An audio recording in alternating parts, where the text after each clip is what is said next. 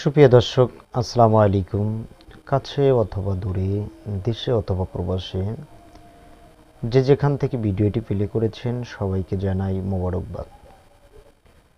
সুপ্রিয় দর্শক, আজকে যে বিষয়টি নিয়ে আলোচনা করব সেটা হলো, স্বপ্নে যদি নদী দেখে বা স্বপ্নে যদি নদীর পানি পরিষ্কার দেখে বা নদীর পানি যদি কালো রং দেখে বা নদীর তীর দেখা বা নদীর পানি ঘোলা দেখা, তাহলে এই স্বপ্নগুলোর ব্যাখ্যাটা কি হতে পারে?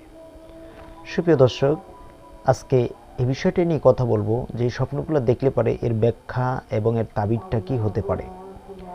সুপ্রিয় দর্শক, কেউ যদি নদী দেখে, তাহলে সে হোক পুরুষ কিংবা সে হোক মহিলা, তাহলে যদি নদী দেখে থাকে স্বপ্নে, যে নদী দেখতেছে, তাহলে ওই মানুষটা সরকারি চাকরি পাবার এটা আলামত দেখা দেয়। যদি নদীর পানি যদি পরিষ্কার দেখে, তাহলে ওই মানুষটার অতি শীঘ্রই সুখ শান্তি দিয়ে ভরপুর হবে, এটার আলামত দেখা যায়। যদি নদীর পানি যদি কালো দেখে, দেখতেছে যে নদীর পানি অত্যাধিক কালো হয়ে গেছে, এমন তো অবস্থায় এটা দেখা ওই মানুষটা অতি শীঘ্রই ভাবনা, চিন্তা ও দুঃখের এটা আলামত দেখায় যে ওই মানুষটা অতি শীঘ্রই বিপদের মাঝে পড়ে যাবে।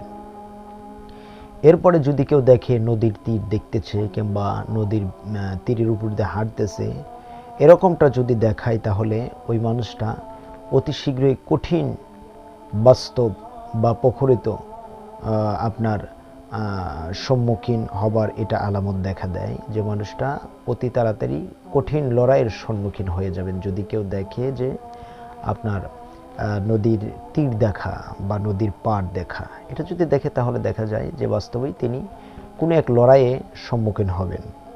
সুপ্রিয় দর্শক, এরপরে যদি কোনো মানুষ নদীর পানি যদি ঘোলা দেখে, নদীর পানিটা ঘোলা দেখলে পারে এটা দুঃখ, কষ্ট ও মুসিবতের লক্ষণ দেখা দেয়। যে আপনি দেখতে পাচ্ছেন যে নদীর পানিটা অত্যাধিক ঘোলা হয়ে আছে, তাহলে এইটা যদি দেখতে পান, তাহলে আসলে দুঃখ, কষ্ট এবং দুর্দশার আলামতটা দেখা দেয়।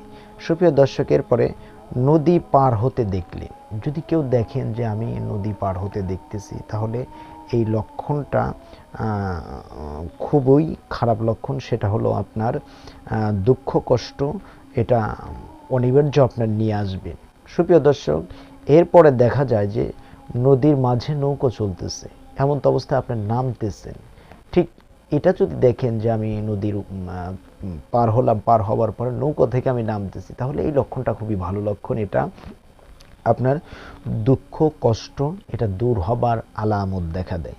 তো সুপ্রিয় দর্শক, যে কথাগুলো বললাম, স্বপ্নের তাবির করলাম সুলাইমানি খাবনামা থেকে। যদি আপনাদের ভালো লেগে থাকে, অবশ্যই লাইক, কমেন্ট, শেয়ার করে এবং আমার চ্যানেলটি সাবস্ক্রাইব করে আমাদের সাথেই থাকুন। জাযাকাল্লাহ। আসসালামু আলাইকুম ওয়া রাহমাতুল্লাহ।